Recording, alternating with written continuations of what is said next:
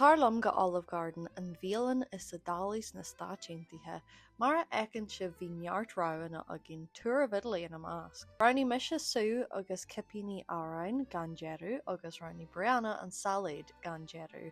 Fuair mé sú minestrone ar dús agus bhí sé blasta caithfí mé rá. Háitin na cipíní árainn lom ach inné cin amháin níor bhláis mé ach an saoil. Dúirdí mé chicken Alfredo agus, well, sin an chéad uair agus an uair dhearannach.